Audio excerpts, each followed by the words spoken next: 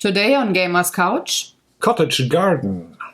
Hello. Welcome to the couch. It's Sunday. It's time to talk board games. Very important.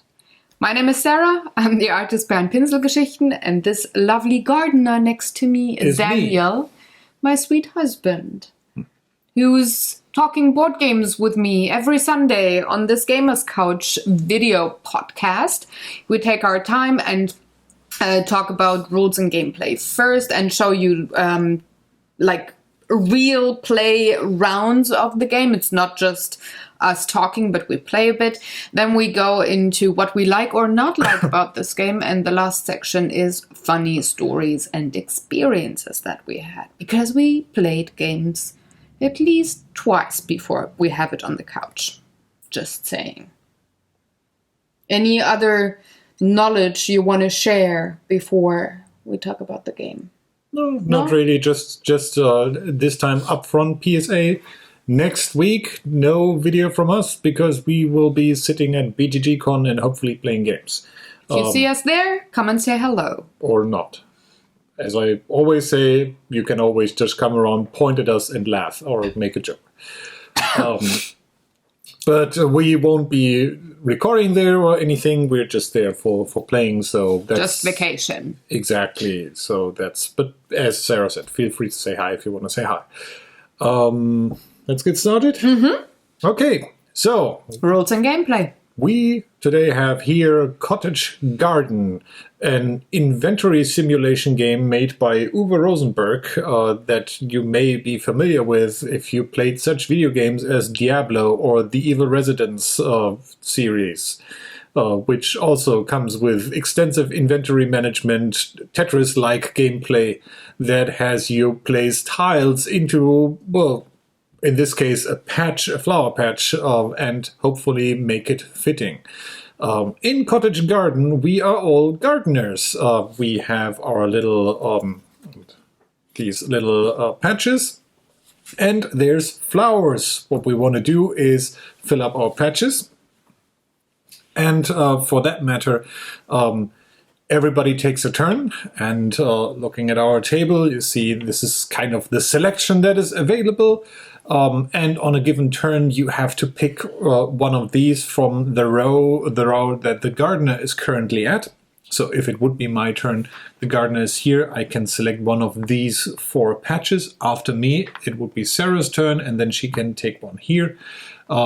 This works by having a gardener walking around the board like so, and as you can imagine, the board will get more and more emptied out.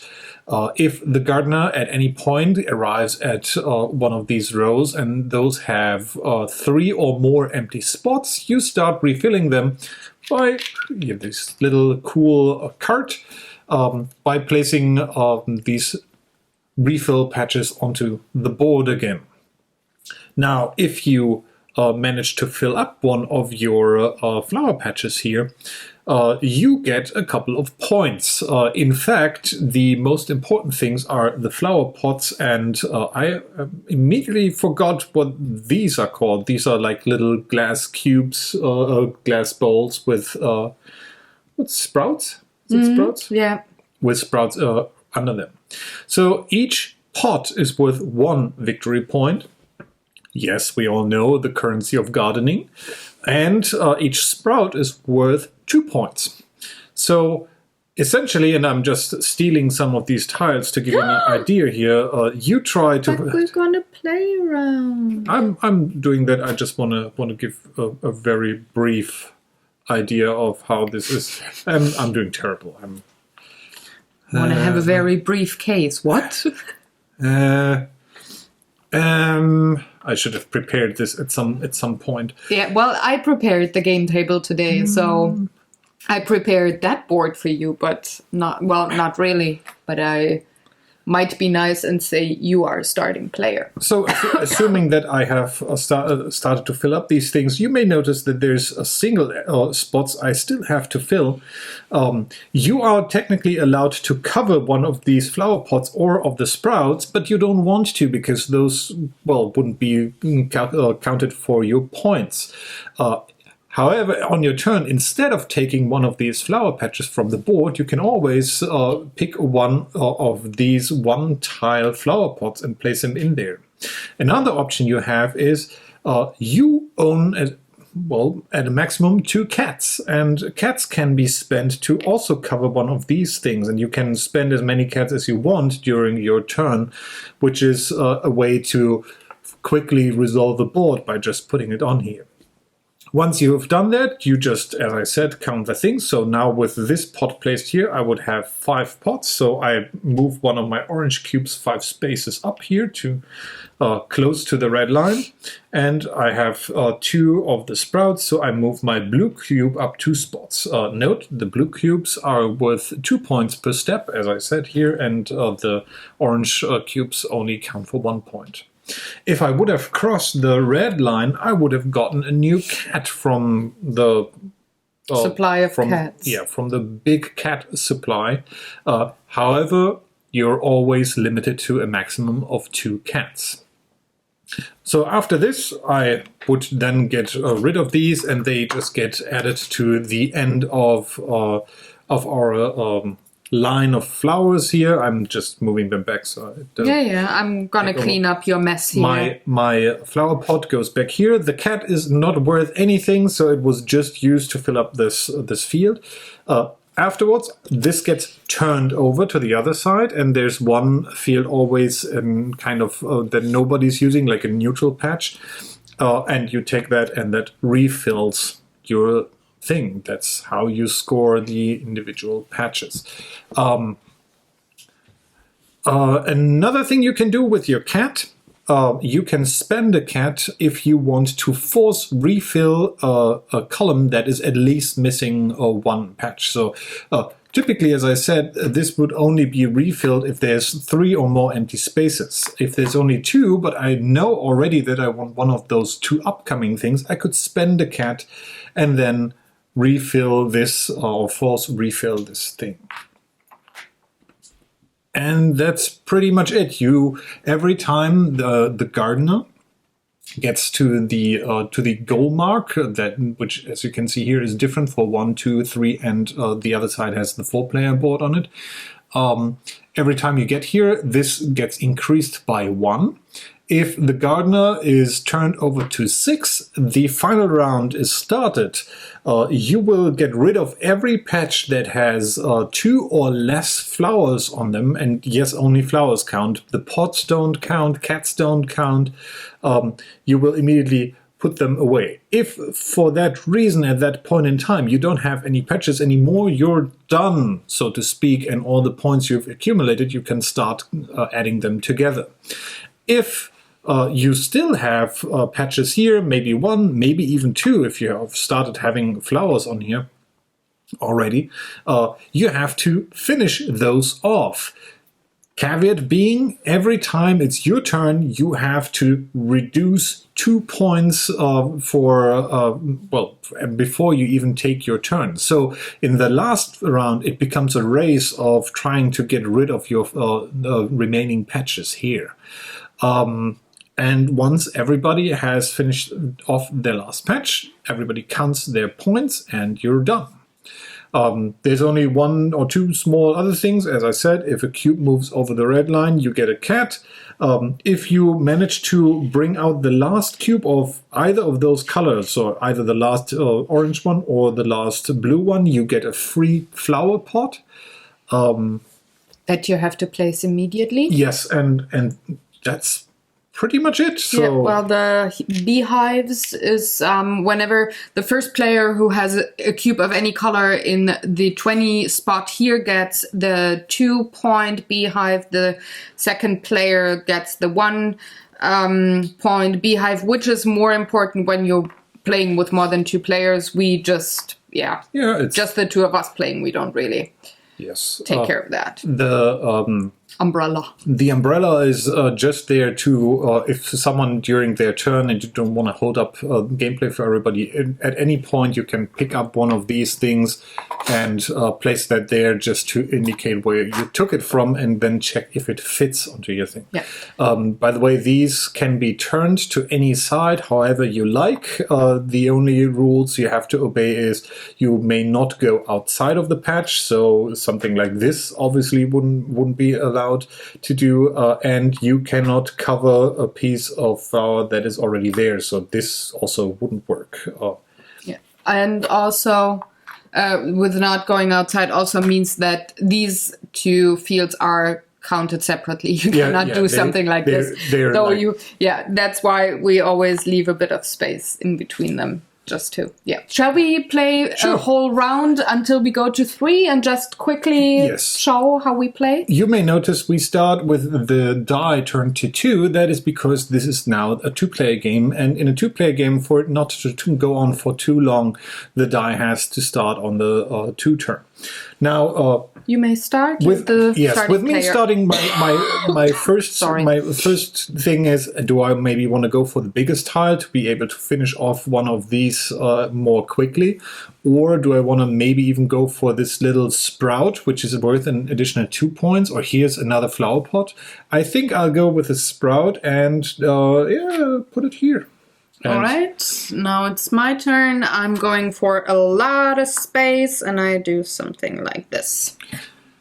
Yes. As you may also note, there's little markers here with different arrows. That's kind of a help for you to kind of look ahead and know, hey, okay, the next turn, it's my turn. I will have to pick something from that row.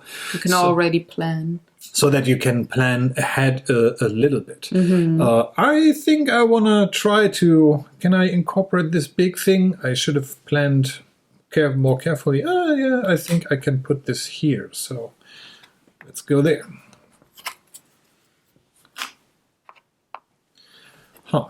I could technically also start putting stuff onto the other field here.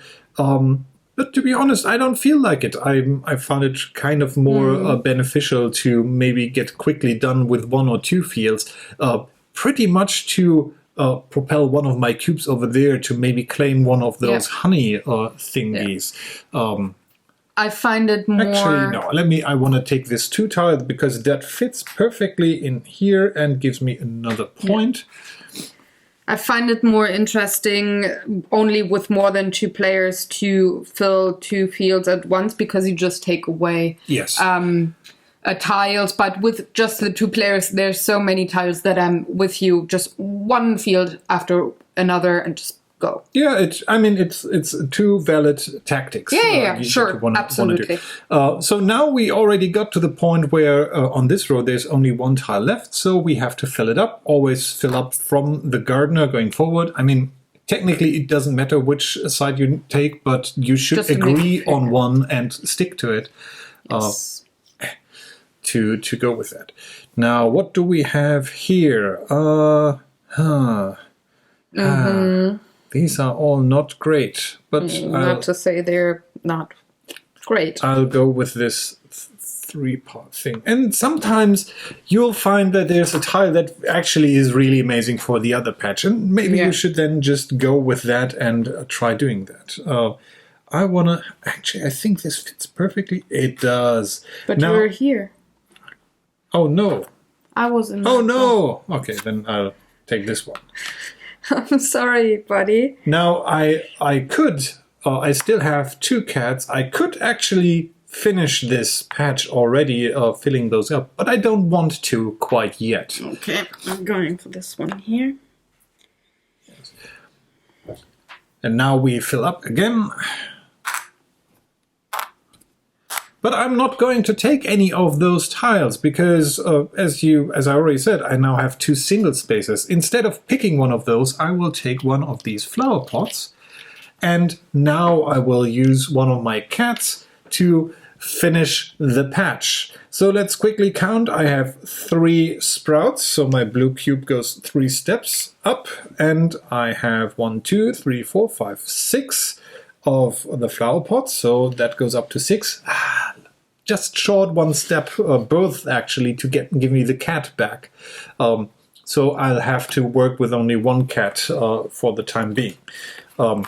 Technically, it says you shuffle them and just put them in order, or you can maybe decide how you want to do that. We just grab them and just put them there. So now my use tile will be turned over so that the next player that gets this one doesn't have to take the same side. And for that, I'll take the new one. This goes here, and the cube, the die goes forward. And I want to force a refill because I want this tile here. And I will put it here, and then I use my second kitty to fill up my patch. So that is 3 of those and 2 of those. Don't have any kitties anymore, but well, what to do? No, I want the other field from you. You have to do that. My arm won't reach there. Now I flip my tile, and there we go. Where's the number? There it is. Okay. And sorry. You've pretty much seen everything that is to that game right now. This just goes on. You try to fill up those patches. You accumulate points, trying to maybe get one of the beehives. As we said, each beehive on this thing is worth 1 point. So the first one gets 2 points. The second place gets 1 point. A single player cannot have both. In a 2-player game, unless you're concerned about keeping high scores, we actually just do not use the 2-point hive, because it's almost always been the case that both of us got at least 1 cube to the 20-point mark, and it's just important for having the difference there. But that may be up to you. If you're interested in keeping records, that's perfectly fine. So this would go around here. As I said, the next time for the 2-player game, it goes to the Ziel. German lesson of the day means goal. So once it gets finish there, line in this. Yeah, once it gets there, it would be turned to 3, and it just keeps on going until 6, and then we have to get rid of our either started patches or have to remove our not started enough patches. I think that's it. It is not an incredibly complicated game. It's maybe a little brainy if you are used to doing the inventory game, or if you haven't played millions or billions of hours of Tetris. But I think that's... Yeah, just say the age, please, and what the box says for playtime, and then we can move into the next section. So to the age, this box is approximately a month old. We picked it up at... No, okay.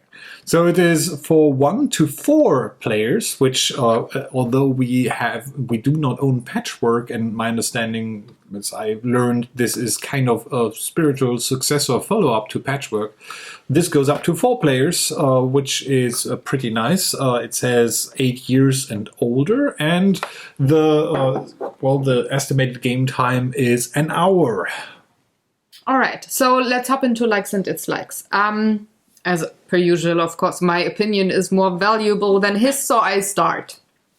Oh, come on, I had to explain. A peeky there. So, this game, theme-wise, is right up my alley. I'm in charge of our flowers and herbs and stuff on the balcony, so of course, I do like gardening a lot, and I very much also like it when it comes to board games. I find that the flowers and other items on these tiles are just gorgeous to look at. So even if I don't get a tile for maybe a couple of rounds that I need or that I want, I'm still fine just looking at my flower patch and saying, okay, just have some flower pots there. There's seeds in there. They're gonna flower at one point. So I can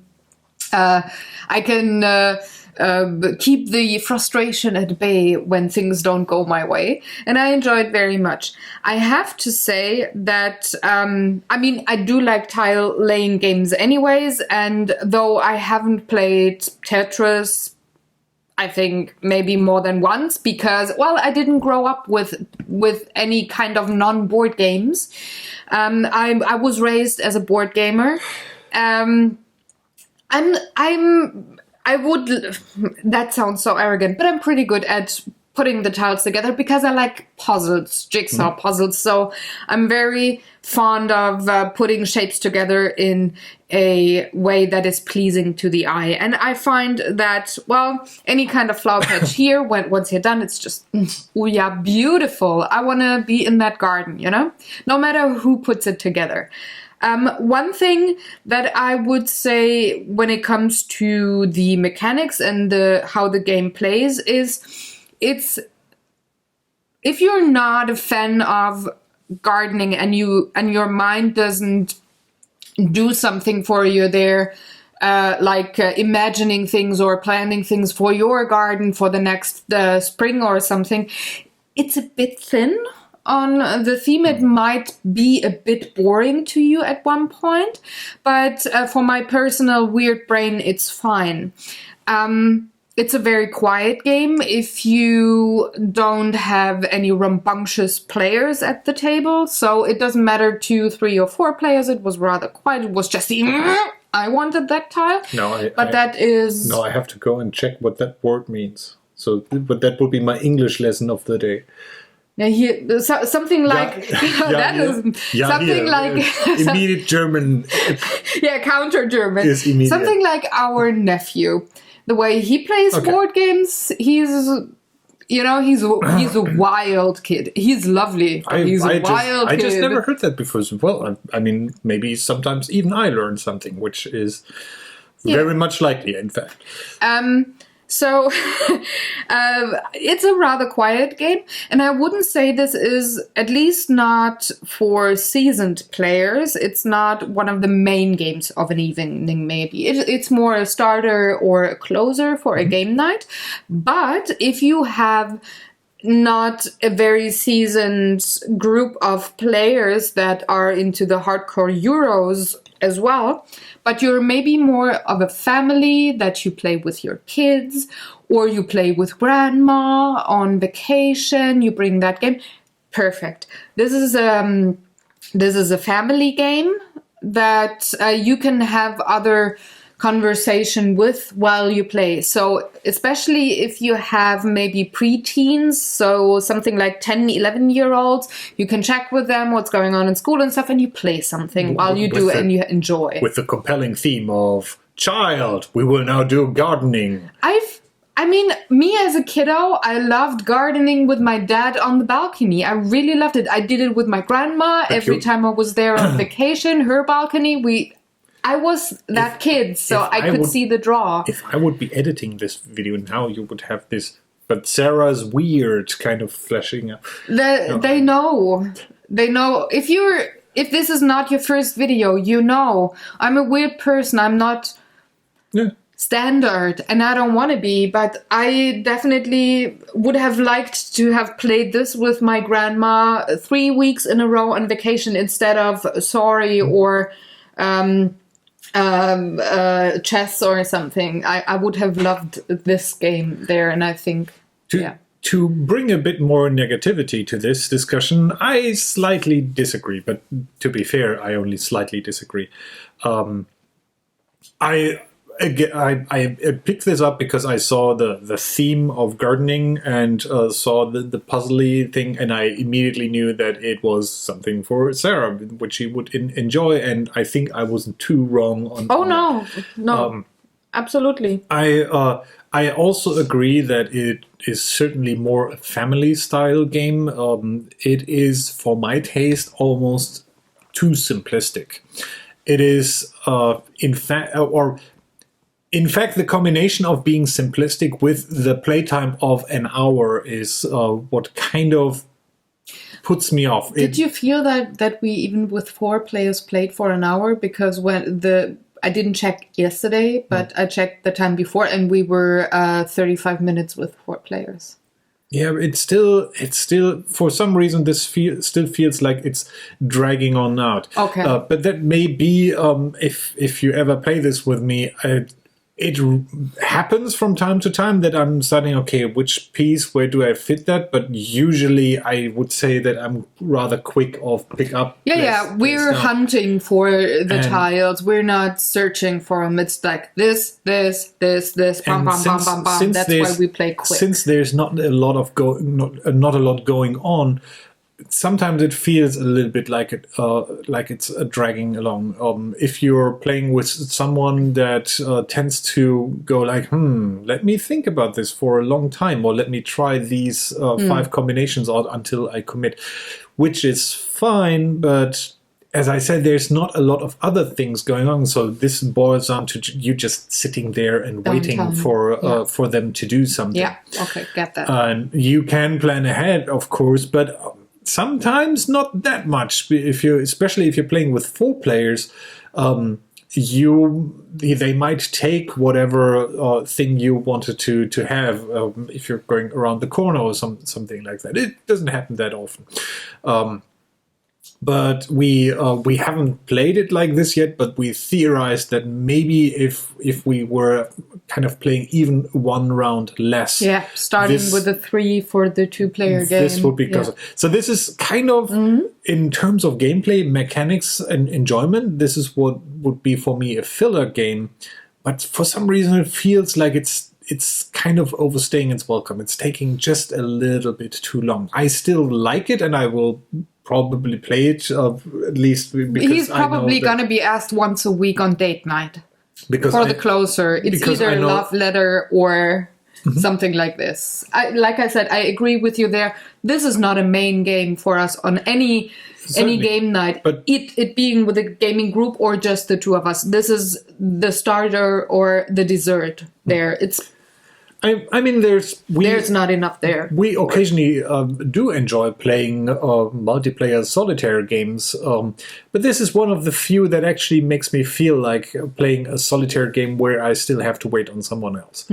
I would love this game for us if we desperately want to listen to a podcast or a new interview that's coming out or something. We need, the both of us, I think we need something else with this game, or we want to have a conversation and want to have something to do with our hands and not just although I don't see us having a conversation. It is probably closer to we are playing this and something else is going on in the background, which is again also fine. I mean, if maybe not if you're watching a show or something like that. But maybe not Westworld, but maybe something that you know already, that you've seen once, and you now watch it with a commentary track or something in occasions like this. Or, for example, we heard the spoiler cast of Tested.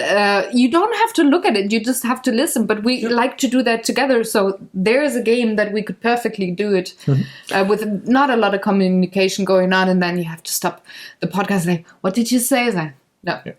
Things I do like very much is the production quality. All those pieces are sturdy. Right? They are looking great. I really like the small card. It's just adding some additional flair to the game. Although its purpose is really just to keep track of where's the next. Yeah, but we store the flower pots in there, or you could keep the kitties in there. It's just cute. I also like the final round race that is going on, where you kind of have to keep an eye on, okay, final round will come soon. Do I even want to get into the corner where I might have to finish 2 patches, or do I want to neglect one and just slowly do the other 2? Have a kind of immediate I'm done with this thing.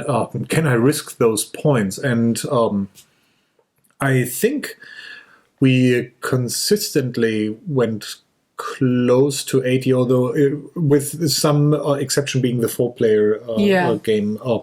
But that's we're always like 3 or 4 points apart. Yeah, it's so close. It's certainly an interesting race, and I actually like that the most about this game, where you have to, as I said, it's for the most of the part, it's a little bit thin, and that last bit of race is at least adding something more that you have to consider putting. I mean, I think what is way more thin to you doesn't bother me, because the tile laying in the first 5 rounds, or 4 rounds respectively with 2 players, feels like doing a jigsaw puzzle. You take your time, you put the picture together, and I liked jigsaw puzzles a lot. I mean, I still do them. So I don't mind. I'm not bothered by that. I think you're just not the person of this slowly putting down a picture with the tiles. I do, but in this you are not completing a picture. You're just... Oh, you do. But it's not the same as putting together puzzle pieces. You're not creating a coherent, bigger picture. You're just... I'm gonna give you one example why I maybe find this even more enjoyable than you are. So let's say the 3 is my row, and I do have 2 exact pieces when it comes to the shape. Then I look at the flowers and the colors. What fits better to my flower patch that I already have? Do I want the purple? If I'm having orange there a lot, probably not. I will probably go for the white. Things like that. I want this to look beautiful. But it's weird, like, right? For me, just for a gameplay purpose, these could almost be blank, because I'm just going for the shape of things. I do appreciate that they are not blank, because it makes just a more interesting visual There's thing. flower pots on some as well, so you want to pick up the ones that have either extra flower pots, or you want to have the tiny little sprouts there. I was just trying to say, in regards to a regular jigsaw puzzle, which I also actually do enjoy, but there I enjoy that there's a bigger picture, well, no pun intended, coming together. And that you're completing something where these all not only in terms of shape fit together, but also in terms of imagery. And I don't get that from this. But the third thing that I do have going on in my mind is trying to have the lowest number of pieces to complete the flower patch. So I'm not only searching for pieces that fit and that I could take, but also for the color, and then trying, let's see if I can only have 4 pieces on a certain board. Let's try to reduce the amount of pieces overall. Yeah. It's so many things that go on in my mind there that do keep me occupied enough. Speaking of overall, I think it's time for us to rate. Go. Like I said, my opinion is well more valuable. Just saying. I don't think that's surprising. I said this game was kind of picked up because I would know that Sarah would enjoy it. I still enjoy it, but I would rather have it being even shorter, or having more gameplay meat to it. Transitioning into funny stories and experiences, but keeping that conversation, we could definitely house rule that. And then maybe for the 2-player game, have us start with a 3 or 4 on the cube, and then go for a best out of 3. Who gets the most points? Something so that you have the racing factor. You could easily house rule with this one. I'm not entirely sure if there. I mean, Uwe Rosenberg certainly he know what he's doing.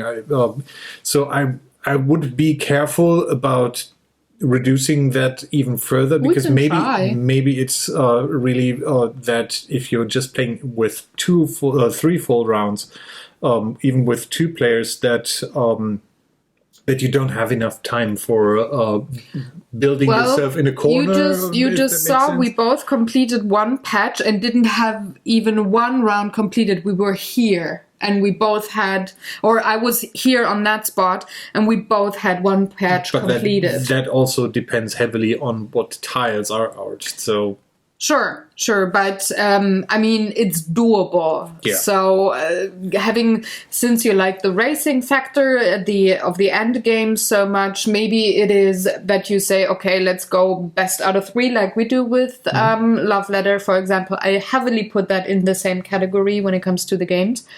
Like the playing feel, and then just start with a 3 or start with a 4, and then who has best out of 3, who's the winner, things like that. You could easily house rule, but I just really liked playing, and sometimes, well, I think I did prefer the 4-player games just because we have nice people to play with. Also, there's more disruption by other people and you can really away. take away pieces. Yes. By having 2 flower patches. There's hardly any tiles left. A little bit more left. going on. Yeah, you get more frustrated there, and it's way more likely that you will take one of these pots because there's just nothing there that you could take. And when you're playing with 4 people and you are not filling up one patch after another, but try to fill up 2 at the same time and then finish them off with the kitty cats that you have, you take away so many tiles from all the other players, and then the board gets really empty, and it's like this, oh God, this kind of a feel. So I did prefer that. But if I just would have played it with you and never with 4 players, if we wouldn't know anybody who'd play board games with us, I would go for high score throughout the year. I would do something like that to keep it interesting. And although we kind of already went past the likes, dislikes, I would still recommend this game, specifically if you like that visual puzzle aspect. Maybe you've played other games like Ubongo, or you've had to do the sensor stuff in Space Cadets. Yeah. What I actually appreciate about this game is that there's no timed aspect, as that is a detriment for playing with people who take a long time. It is still nice to be able to take some time, and that also makes it more welcoming to us, for example, playing with our parents. My mom really liked the game yesterday. We played it with my mom yesterday, and she really liked it. I mean, she says she's gardening, but she's also killing plants. Happens, you need to have space on the patch, right? So she's more the pragmatic gardener, where I am more the, oh no, my herb died, just like, things like that. So she's also very pragmatic with the way she puts down the tiles on her patches. Like, there, like, tops. So what I'm saying is the only thing missing here clearly are zombies, so that you can kind of... No, because there's only 2 pieces that have sunflowers on them. Is it energy generators? Then the race for the sunflowers happens? What? I don't know what they do. I just know that from the logo there's a zombie and there's a sunflower, so I thought it's important. There's no pea shooters in here, so that might be it. So, after complaining a lot about this maybe taking too long on certain occasions, let's not have this video go longer than an actual game would take place, because people were scolding us for talking an hour about love letters, so let's not repeat this here. Well, they probably didn't see that we played twice. Well, yes, it's still... I mean, it's one of our We're now cutting this short. Yes. So, like we already said in the beginning of the video, we're going to see you in 2 weeks again on this Gamers Couch. We hope you enjoyed watching, and if you have any questions or comments, leave them in the comment section below. We will, depending on the interwebs and the Wi-Fi and stuff like that in the hotel, and we might be able to see comments. Yeah, maybe. If not, it's not that we're ignoring you. It's just offline. Yes. Because playing, Cosplaying? Not cosplaying, because playing. Once we're back, definitely there will be answers. Enjoy, have fun, do all the good YouTube stuff, like, share, subscribe as per usual. It's highly appreciated and it really helps. And have a great weekend. Happy Sunday. Take good care. Bye. Goodbye. Bye.